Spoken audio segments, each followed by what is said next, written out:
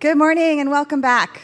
I hope you all enjoyed yesterday. We have another great lineup today and a lot of wonderful speakers.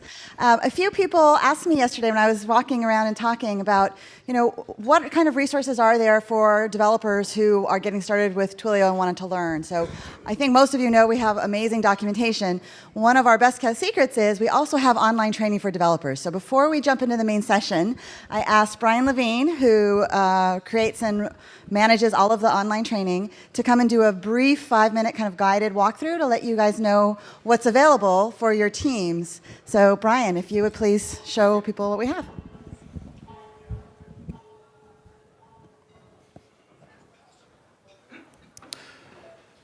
Hello, good morning, everybody. Welcome to day 2 of Signal. So I'm here today to talk about Twilio Skills. This is our online e-learning platform. It's focused for developers, but anybody who is curious to how development works in Twilio, who wants to learn at any level, if you're brand new, if you need to learn the basics, if you need to get a development environment set up, you just need to understand the products, that's covered in Twilio Skills. If you're building a more advanced use case, we have use case-based tutorials. If you're already in production, we have best practices. So this is a great resource for anybody who's developing a Twilio application. If you have, OK, so let's take a look here. Here's the site. We have a skills map, which kind of explains all of the topics that you can learn about in skills here. So you can earn badges by completing these lessons. And the great thing about the badges, this is all project-based. And we actually tap into your Twilio account so you can demonstrate that you've actually finished the lessons and you earn points. So you can know, that developers working on this program have actually completed and learned the Twilio platform. So just to step into some of these lessons, we have an overview of Twilio. So if you're brand new to Twilio and want to understand what Twilio provides, what our products are, you can go through some of these lessons. So if you're setting up a development environment, we have great starter projects. We help you to get going in the language of your choice, to set up your environment so you can speak with Twilio, how to troubleshoot. And again, this automated validation is a very neat component where you feed into the Twilio skills system some of the calls or phone numbers in Twilio, and we'll go out to your account and validate that you have things working and give you credit.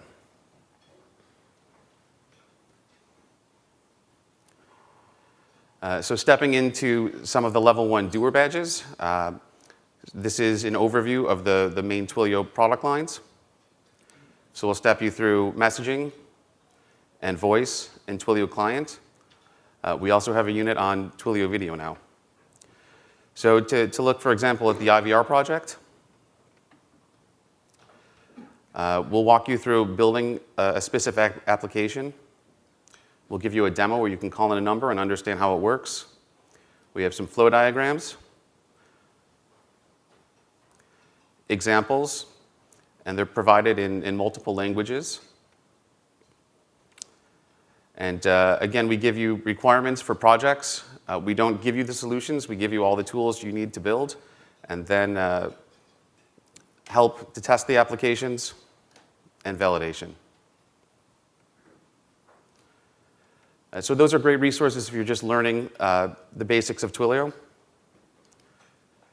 Our level 2 is more use case based. So if you're building a contact center, we have some great background. So for example, if you just want to learn about what goes into a contact center and kind of the vocabulary, we're explaining a lot of the pieces, a lot of the concepts and comparisons to Twilio to other systems.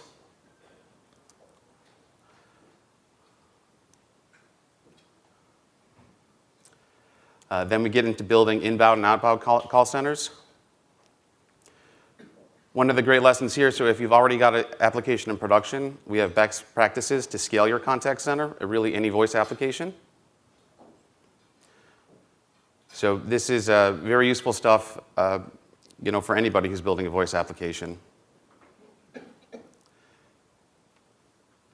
In addition to that, we have a contact center, alerts and notifications with some great projects there. And again, we have a messaging application with best practices and things to understand for your application, whether you're building it brand new or do have it in production. And then to highlight quickly, the video unit, if you want to explore Twilio conversations, understand some of the APIs there, and actually build an application, we have a video app where we walk you through, and you can get started with that today. So that's Twilio Skills Platform. The URL is twilio.radicalskills.com, and I hope you check it out. Great. Thanks, Brian.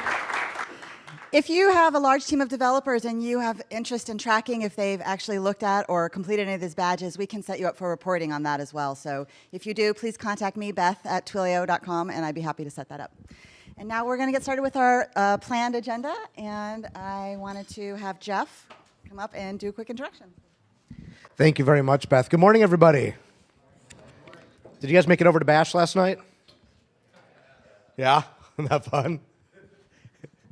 All right, so I wanted to introduce our speaker, Eric Ries, this morning. Eric Ries is an entrepreneur and author of the New York Times. No, I'm not going to read that. Eric is a good friend of Twilio's, and I've gotten to know him over the last several years. And I'll tell you how I first met Eric. Obviously, he was starting to preach this lean methodology to building products and building companies, going back to around, I think, 2011, 2010 or so, maybe when we first met. And I first really met Eric because he was brought in to help some government work that was being done. I don't exactly know how you were brought in, but basically, the Obama administration passed the law, the Consumer Finance Protection Act, if I remember correctly, or I don't know if it was a law or a presidential act, whatever it was. And they said there needs to be a hotline for people to call if you think your bank is charging you all these unnecessary fees. And they were trying to crack down on all these crazy hidden fees that banks have. And so, as the federal government was apt to do, they had set out to build this hotline, and they were planning on spending like tens of millions of dollars in like 5 years to go build this hotline or whatever it was. And Eric said they brought in Eric's mindset to really help bring a more lean process in. And he said, well, we've never had such a hotline before. You don't know what citizens are going to need from it. Like, you don't know what kind of situations it's here to help with. And so why would you go spend 5 years to build the thing when you actually don't know what you're building? What you should really do is start with some basic assumptions, build the hotline in a week using Twilio, roll it out, learn, and iterate rapidly. So don't go out to some big firm and spend 5 years doing it. Just build it in a week, get it out there, and iterate rapidly until you figure out what it is this hotline is actually supposed to do. And so I thought that was a fascinating approach. And as I followed Eric throughout the years, gotten to see how this message of lean and lean startups is not just a startup concept, right? It applies to any kind of organization of any size. And I think it's whether you're building a startup, literally trying to find your product, or a growing organization like Twilio. How do you actually build the structures into the organization so that you build innovation into the company? Or you're one of the largest companies on the planet and they're trying to rediscover innovation. No matter what size company you are, the lessons learned that we can learn from Eric apply. And I think he's literally one of the smartest people in business today. So it's my great pleasure to introduce up Eric Ries.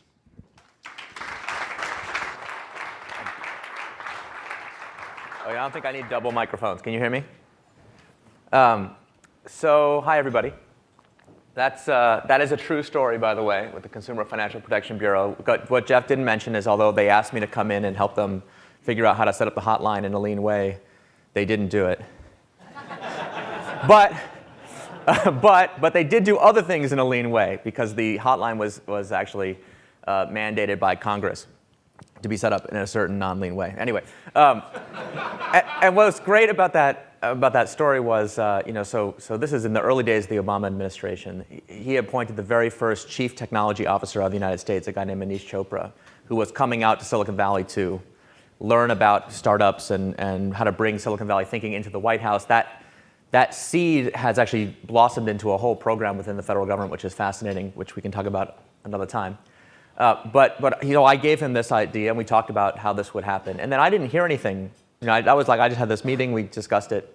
I just assumed they didn't listen to me, as the federal government is wont to do.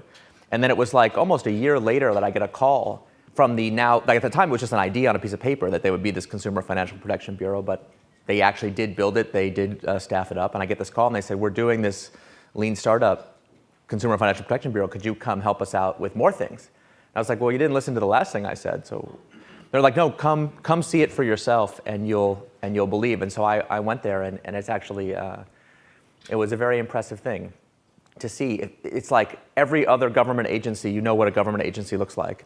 And then there's this startup that looks like much more like Pivotal Labs than like the government, just like happens also to be part of the government. And it's one of the stories that I tell and I have had a chance to learn from, especially since the Lean Startup came out a couple years ago. And that's all by way of introduction to what we're doing today. So how many people have read the Lean Startup? Let's start with that. Okay, so it's a targeted audience. Wow, thank you. That's great. So I won't need to explain what the Lean Startup is. But how many people happen to know that I did a Kickstarter campaign recently? See, not as many, so that's good. So I decided to create a new book called The Leader's Guide, which I did on Kickstarter a few weeks ago. And Twilio was one of the sponsors of the campaign. They helped make it a reality, so thank you, Jeff. And one of the things that we decided to do, the Leader's Guide is going to be kind of more like a workbook than the Lean Startup was. And it's going to be all about how do you lead teams to help them master the concepts of lean startups. Rather than just like, here's how you do it yourself, here's how you get teams and organizations to get excited about it. Organizations like the Consumer Financial Protection Bureau or a garage startup down the street here or like companies of any size. And one of the things that I have done is partner with Pivotal. This is Janice Frazier right here from Pivotal. Has been my partner in crime in a number of projects and is one of the leaders in the emerging lean UX field. She and I have been partnering to create a series of workshops based on the Leader's Guide. Now, these workshops will debut at the end of this year, so months and months and months from now. So what you're about to experience is strictly an MVP, okay? We are going to give you a tiny little sneak preview of one of the exercises that we are working on from the workshop. In fact, this is the first time that we have done this workshop together, and it's the first time this exercise has been used in this kind of a context, so you'll bear with us. This is an experiment to see what happens. So hopefully we'll all learn something useful from it. And to do the workshop, you only need to understand 3 concepts, which I'm going to run through quickly. Now, if everyone read the Lean Startup like they claimed, I don't need to explain this, but just in case, as a refresher, or if you didn't read all the way to the end, which I've noticed people have a tendency sometimes just to read the first chapter and then they still raise their hand. I understand, it's okay. Yeah, right. And listen, as long as you bought the book, I'm satisfied anyway. No, I'm just kidding. That's not true at all. So here's the 3 concepts. The first is a leap of faith assumption. And I was trying to think about giving an example of each of these concepts, but I thought, oh, Jeff already provided it. So imagine that you're a government agency, create a new nationwide call center, hotline. What has to be true in order for your plan to be a success? That's a leap of faith assumption. So for example, I remember I asked Anish Chopra when he came out, so tell me, what's the plan? And they're like, oh, we have a plan to staff up a call center of 10,000 agents. Because we have an anticipated call volume of 3 million calls a year. And I was like, okay, where did you get that number from? He's like, I don't know. Well, does somebody know? Did somebody come up with a number from somewhere? Like, well, Congress. Well, who gave Congress the number? Anyway, if you kind of pull on that thread, you realize that somewhere in the bowels of government somewhere is a spreadsheet that says, well, we have an anticipated, we think that 1 in 10,000 Americans will have this kind of problem, and 1 in 3 of them will be likely to call the hotline, and 1 in 7, that's just some formula that says, here's what we think is going to happen. And any project or business plan that you look at, there's always these individual people who have to do something. So leap of faith assumption is simply, what are those behaviors that have to be true? If you're selling a widget, well, one of the leap of faith assumptions is people have to be willing to buy my widget. But there's often a lot of other ones that we don't tend to talk about as publicly, like somebody has to carry it in a store, people have to be able to find my website, people have to understand what it is that I'm selling. Anyway, the things that have to be true for your project to succeed, that's a leap of faith assumption. The concept number 2 is what we call a learning metric. So 3 million calls a year is actually what we call a vanity metric. It's not very useful because let's say we build the call center, we put it out there, and we only get 3 calls, not 3 million. Did we have a problem or not? Now, most people would be like, oh, that's a huge problem. We missed the goal by 7 orders of magnitude. But what if only 3 people found out about the call center and all 3 of them called? That actually would be pretty good. I mean, it's not great. Would have been better if 3 million people found out about it, but the problem isn't with the call center, the problem was with our marketing of it. So the learning metrics are the metrics that are on a per customer basis tied to those leap of faith assumptions. And then the third, I hope everybody knows what a minimum viable product is, but a minimum viable product is like what Jeff said, the Twilio call line that you could create in a week. It's an inexpensive or fast experiment that you can use to test one of these leap of faith assumptions by measuring one of the learning metrics that we mentioned. Does that all make sense? Okay, so now we're going to try to do this workshop. Are you ready? I'm going to bring up Janice to help us right now. Now listen, be kind, because we have neither, this is not really designed for this size of room, nor is it designed for the amount of time that we have available. So we are going to improvise as best we can, okay? You bear with us? Ready to do it? Take it away. Yes, so, hello. Hello, everybody. Now let's do that again. Hello, everybody. Hi. Thank you very much. All right, so the first thing we have to do is get 4 volunteers up here, please. Can I get 4 volunteers? Just promise it'll be painless. Come on up. No, just come up. 1, 2, Keep coming 3, until there are 4 Got people 'em. here with us. Thank you. Oh, no, first 4 people here win. Okay, so I would like the 3 of you to stand here. And I would like you to stand off to the side. Just, no, come right here. Stand off to the side just for a minute. And I would like all of us, the whole room, to count as these 3 people shake hands, as if they're meeting each other for the first time, perhaps. Ready? 1, 2, 3. No, just 3. 3 people, 3 handshakes, 3 relationships between 3 people. Super simple math. Add a 4th person. Nobody try and guess. Nobody shout out the answer. Let's count along as these 4 people meet each other as if for the very first time. Join the group. 1, 2, 3, 4, 5, 6. We added 1 person. We doubled the number of conversations that have to happen between these people in order to come to any kind of decision. So the first lesson I want you to get from this is that more brains in the room means more relationships, and that's more conversation overhead. Thank you very much for your time. Nice to meet you too, thank you. I've done that 100 times. It's the first time anybody actually said nice to me. Okay, so why do I care about this today for this workshop? Well, it's because I want you guys to have conversations with each other, but I don't want those conversations to take a long time. Now, the interesting thing is when you only have 2 people, you only have 1 conversation because there's only 1 brain pair. What we're trying to do is optimize for enough brain pairs to be interesting, but not so many that we slow down. So what I want you to do right now is I want you to assemble yourselves into groups of 3 people. And I'm going to give you like 90 seconds. That was my timer. Good. Groups of 3 people.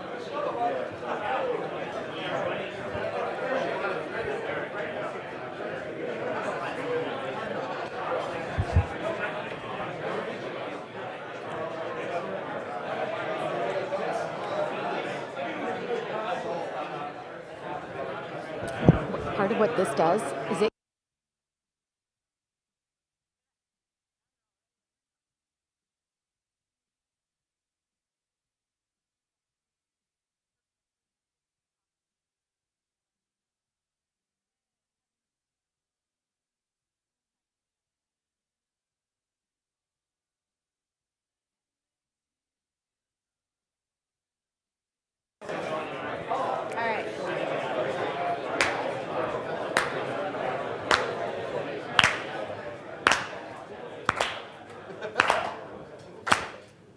All right, 2 things that you've now learned. 1, groups of 3. 2, slow clap to call the room together.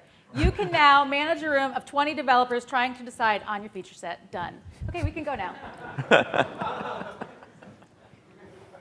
All right, so the next step is that we want to think about a project that you are actually working on today.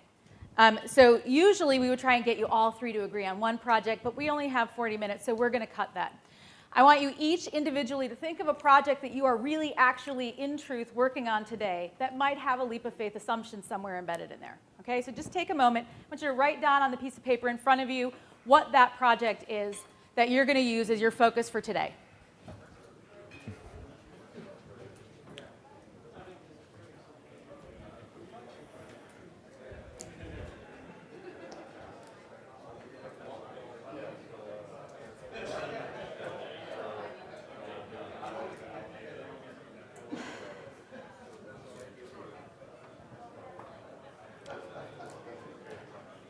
You shouldn't really need to be talking about this because you're choosing your own project silently.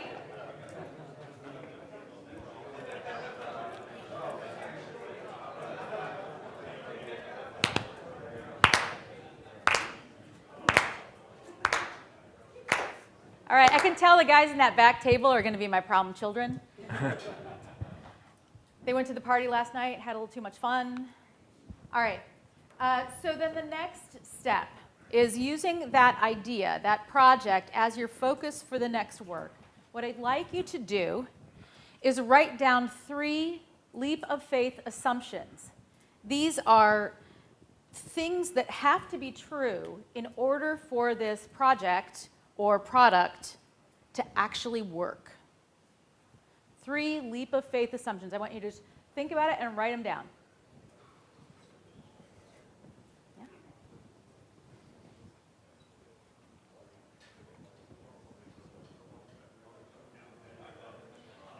This is individual work. It's all going to go faster if you work quietly.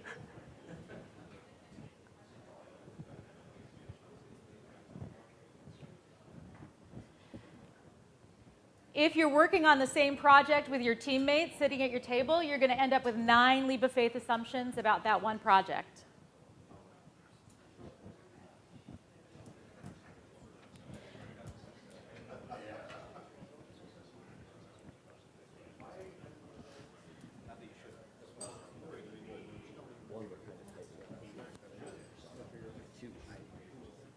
Now, what I'd like you to do, yeah? Nope. No, you're all working on your own things still. You're all working on your own things. Now what I'd like you to do is discuss them with the other 2 people in your team. Choose 1 leap of faith assumption, and I want you to have a brief discussion with the other people on your team. So you should each take turns, right? So you tell your leap of faith assumption and your project. What's your project and leap of faith assumption? What's your project and leap of faith assumption? Okay? So we're going to take 2 minutes for that. 2 minutes to discuss leap of faith assumptions as a group.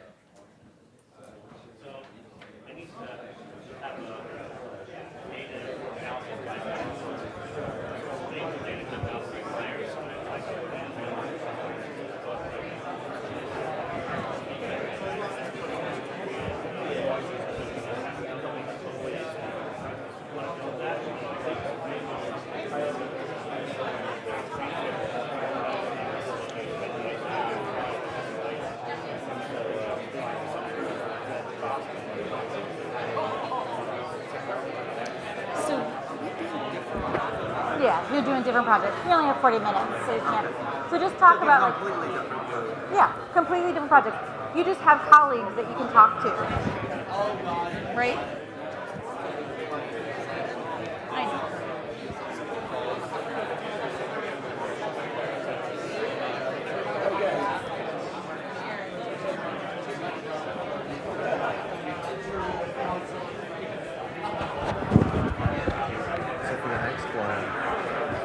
Brainstorm different metrics for one leap of faith assumption.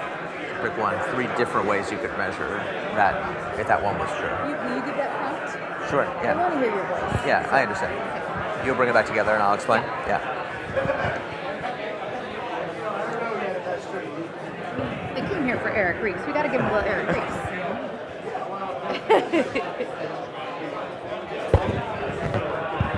My point of view is we just have to survive for 40 minutes. We could tap dance up here and they'd be happy. That's true. I'm not a good tap dancer. Yeah. You can assume that I am. I'm sure you have many secret skills.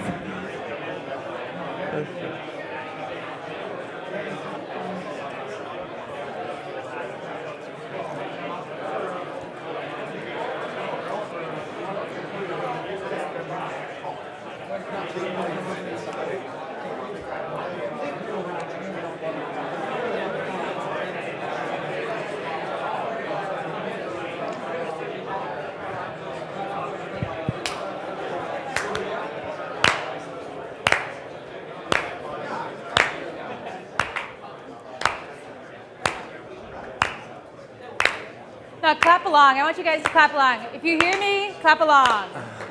It's the only way the people at your table are going to stop talking. Okay. Eric, could you give us the next instruction? Okay, this is where it gets complicated. So far, everything's been pretty easy, right? So for the next exercise, what we want you to do is pick one of your leap of faith assumptions. It's really critical that you do this. Only one. Don't try to do 5. One. And I want you to brainstorm 3 different metrics you could use to measure if that assumption was true. This is usually where people go off the rails because everyone's already working on your project and you already know the one metric you're going to use, right? But just for the sake of the exercise, try to imagine 3 different ones. And we're going to do it just like we did in the previous round. So you're working independently, quietly. Come up with 3 metrics to measure your leap of faith assumptions and write them down.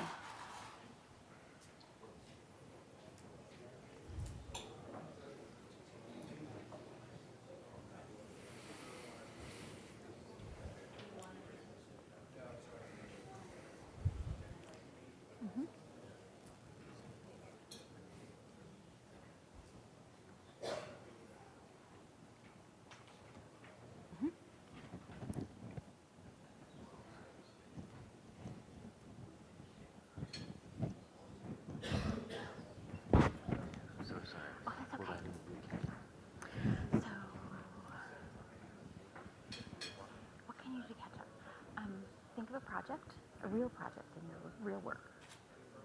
Okay. Think of one thing that has to be true. It's a leap of faith assumption. What has to be true in order for your thing to work? Right? Now think of, if you can't, come up with 3 ways you could measure whether or not that was true. Okay?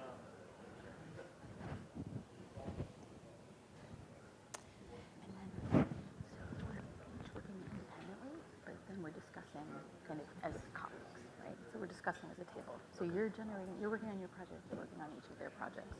So we're going to share as a team. Okay?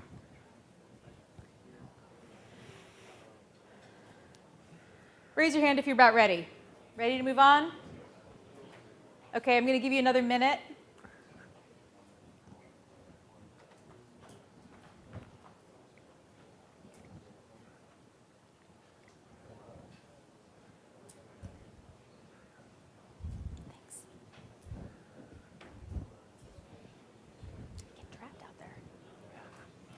Forward and back, but not across. It's like Manhattan. We're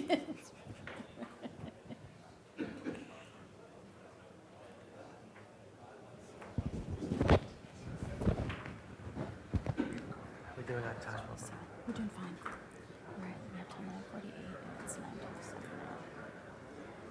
So Okay. we have, yeah. All right, I'm hearing the buzz come up in the room, so that means that we're probably ready to discuss our metrics with your team. Choose one metric that you think is interesting and have a conversation with the other people in your team about what is your project, what is the leap of faith assumption, what is the metric that you've chosen.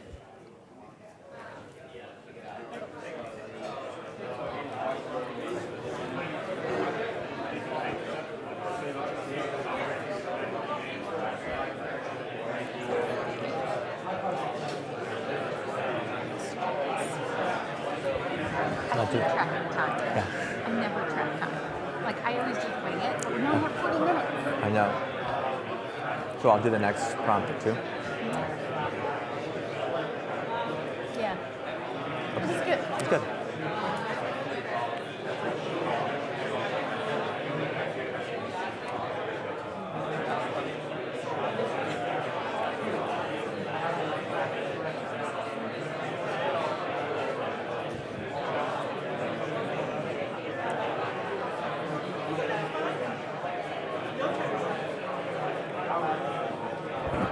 All day in Japan for 120 people. An all-day workshop with simultaneous translators. Oh my God. It's easier when you have all day, I think, with a huge group.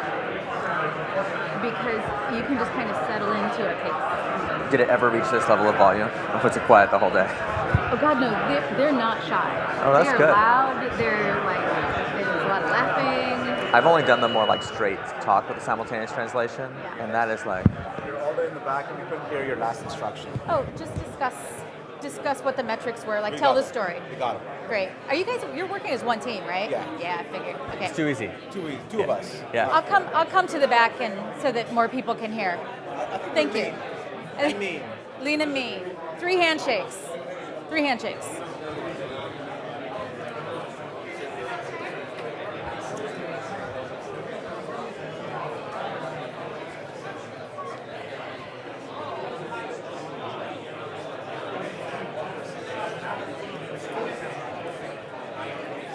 Okay, so we did this one.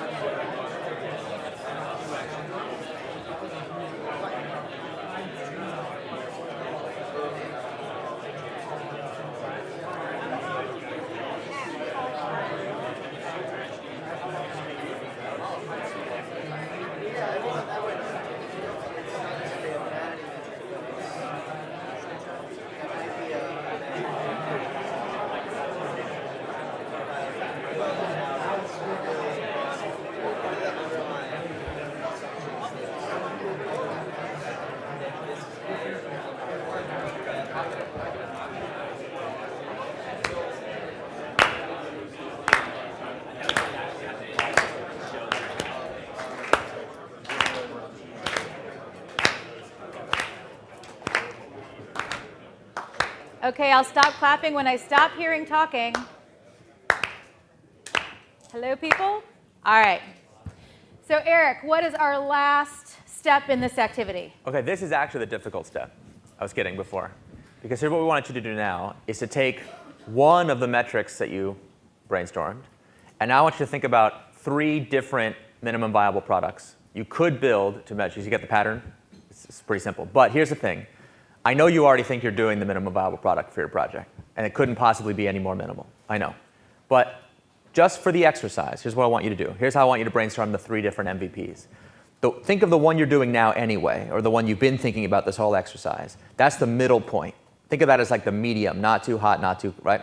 And now I want you to brainstorm one way more cheap and fast than that. Like cutting to the bone, like to the point of almost like it's ridiculous. If your life depended on measuring this one thing and only this one metric, what would you do? Cutting out everything that's extraneous. And then, just for fun, measure one that's like super high fidelity, like the Large Hadron Collider version of the experiment. If you had to know for sure, you had unlimited time and budget, like what would that MVP look like? And try to actually expand yourself to think about the whole range of MVPs you could run as experiments to measure just this one metric without worrying about sample size, without worrying about the number of people who are going to be involved. Like if you just needed a first instantaneous read on this one metric, what are 3 different MVPs you could do?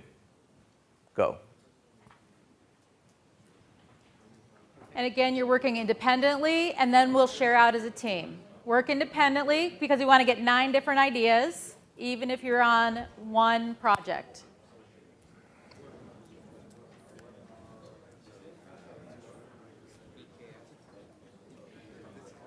This MVP will actually get you the learning metric results that you need.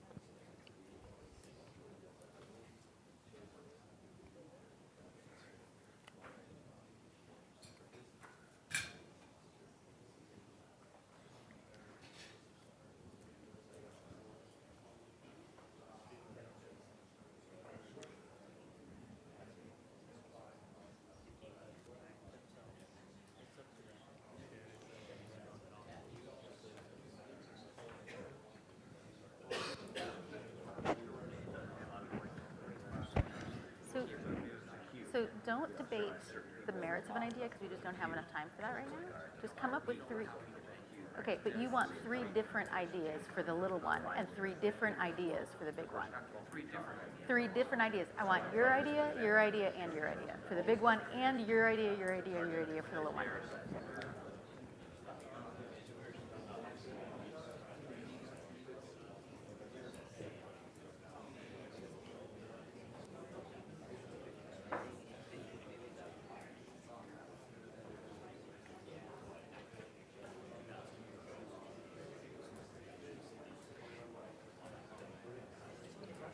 Oh, how you doing?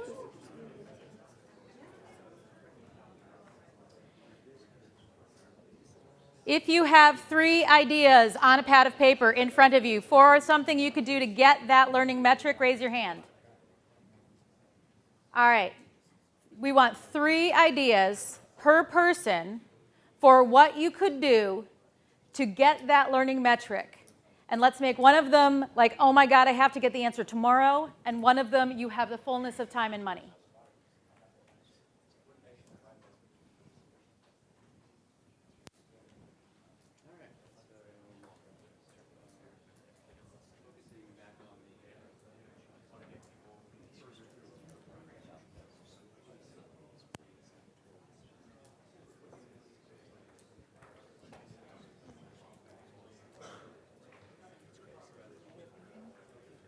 Hang on just a second, I have to check in.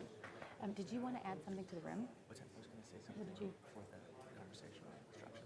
Okay. Yeah, now's the time. Okay, can you hear me? Can the people in the back raise your hand if you can hear me? People in the back, anyone in the back can hear me?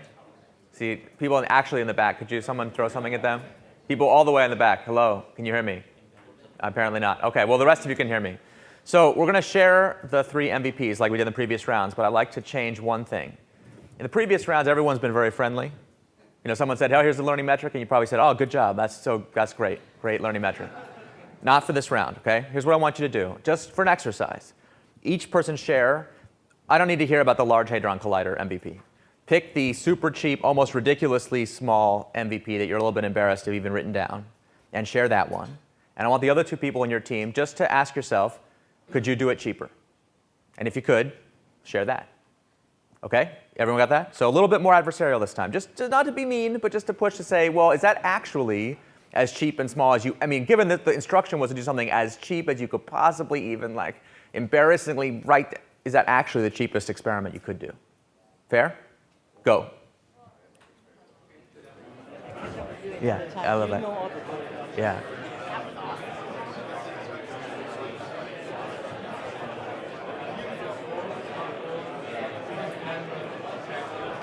We're out of time.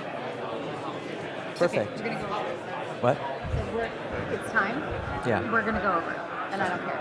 Okay. We didn't start at 9. No. We started at 9:08. Okay. So. Oh no, all we're not I out of wanna time. We're not going to run over. What I This want is to do why is I just don't say a have few time. words about why we did this exercise and like just some wrapping thoughts basically. But do you want to answer some questions too, or do you want to like? Yeah, they're going to want to, well, actually, I think it would be interesting for you to ask them questions. Okay, like what? Like, I don't know. What do you usually ask people? I answered the questions. What are you talking about? All right. I think we can take, let's take 3 questions. Yeah, because I think I do have a lot of questions, but I feel like I don't know how to manage this volume of answers. I would say, what was surprising? That's Oh, yeah. always the, like, what surprised you about this? You know, Oh, I 'cause see. you're always going to get an answer from somebody. Yeah, all right, that's true. And I'll walk around with a handheld for that. Yeah.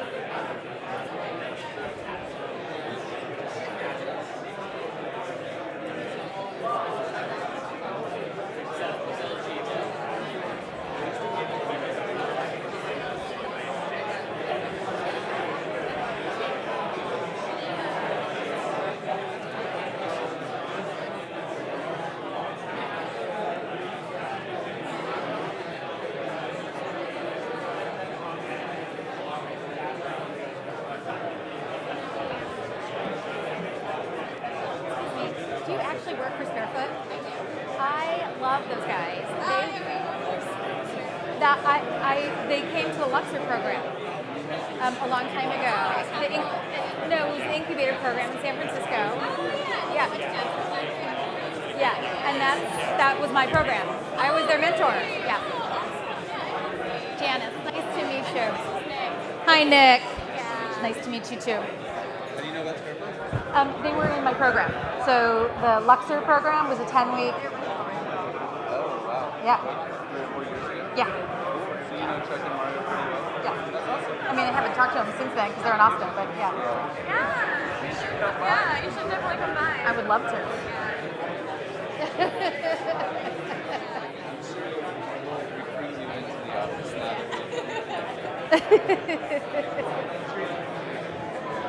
Do a workshop in Austin. Oh, God, I would like to. I love Austin. But I don't want to interrupt you too much. Keep going.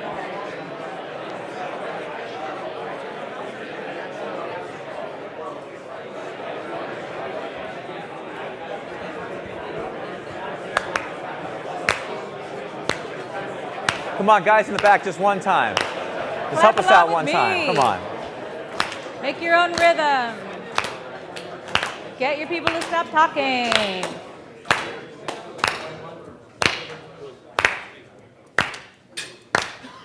Okay. Thank you, everybody. Thank so, Eric, you got a few words? Yeah, so let me try to explain why we did this exercise, and then we'll take some questions if we have time. Believe it or not, what we just did is the slow version of this exercise. I'm not kidding.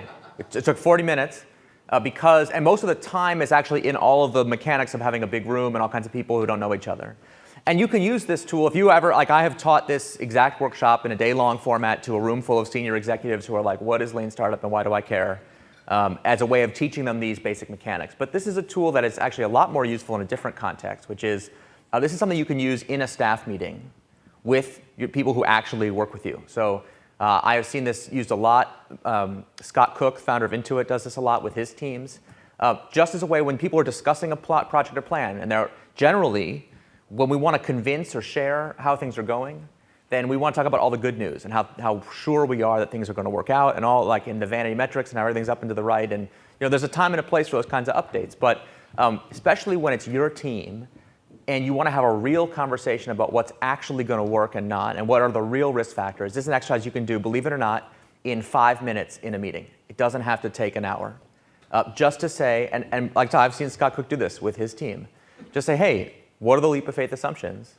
Like you just made a statement, we're going to make a lot of money. Classic statement is we're going to make $100 billion in 5 years with this awesome project. It's like, great, what are the leap of faith assumptions that underlie that statement? But it doesn't have to be the $100 billion. It can also be like, we're going to roll out this new IT system that's going to increase productivity. Oh yeah? What are the leap of faith assumptions, right? Or I'm going to stand up a new federal agency to protect people in the Consumer Financial Protection Bureau and say, okay, what are the leap of faith assumptions? What has to be true? And then the purpose of the exercise is not to get answers. It's to start to get people to think about what's really, what are really the risk factors that underlying what could you do about it. Does that make sense? So that's why I wanted you to do the exercise. We'll take a couple questions, but I have a question for you. Janice has the microphone. If you want to ask a question, all you have to do is answer my question, which is, did anything surprise you in this workshop? So anyone have an answer and or a question? One over here? It's hard to get away from banning that because it takes real work. Do you want to give us an example? So an example is, leap of faith assumption of ours is customers want to streamline buying. I can't get over there. Yep. And then, the metric was, what's the percent that start offline, you move to online, and then you complete the sale?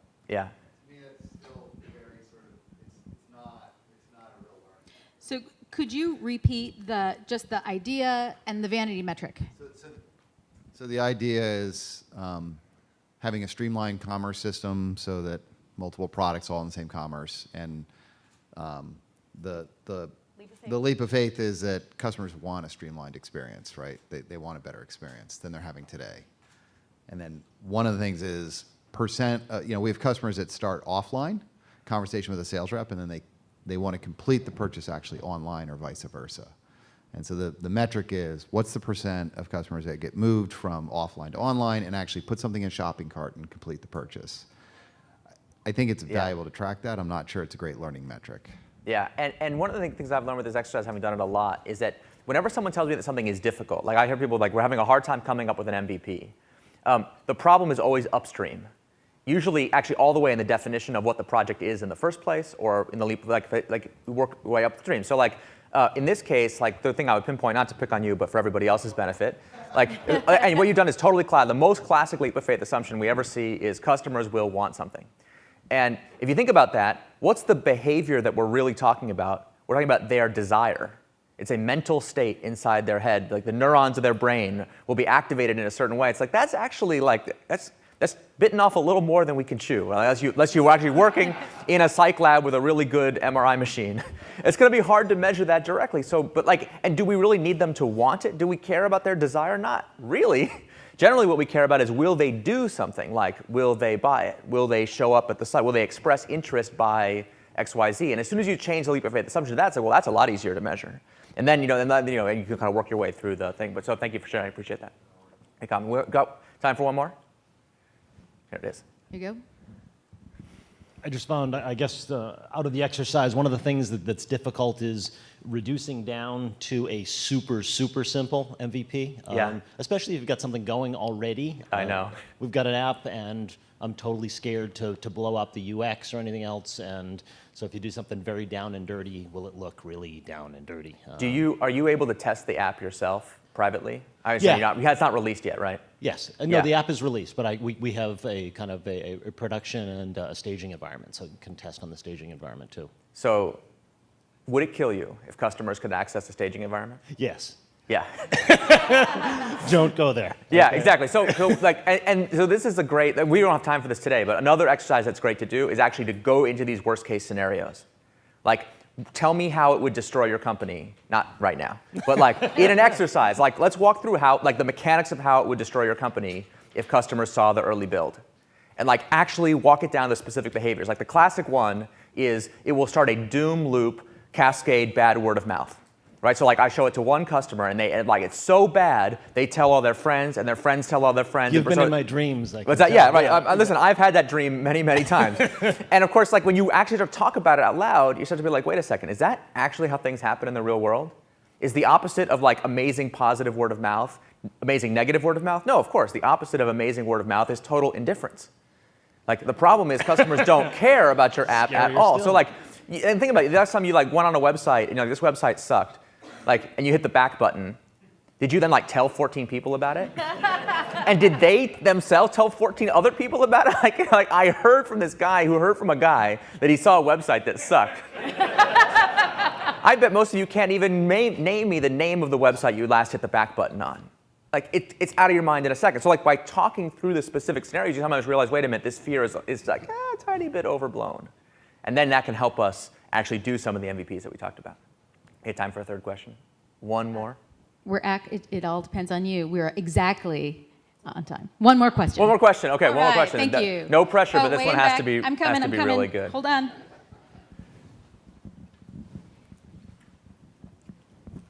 I actually have two questions, but I'll just ask one. I'm wondering. That's an entrepreneur right there. Well, I have a lot more questions than that, but apparently we're already over time. But you gave me the microphone.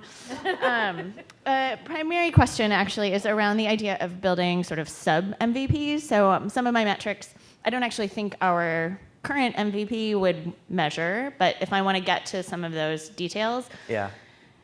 would I build something else small and roll it out with a little test group to inform the main product? Yeah.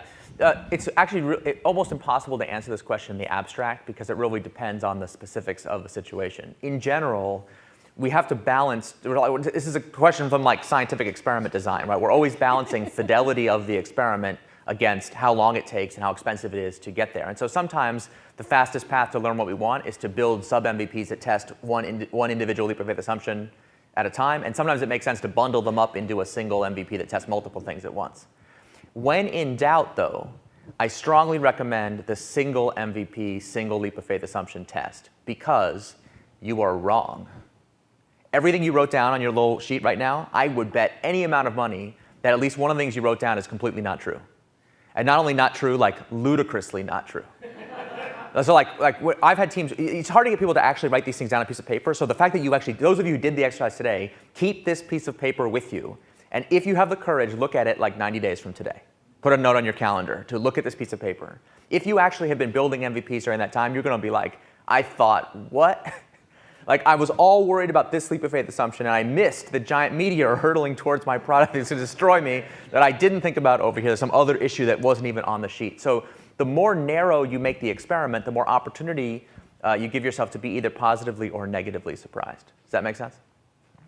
Thank you all so much for bearing with us, and really appreciate it. Thank you.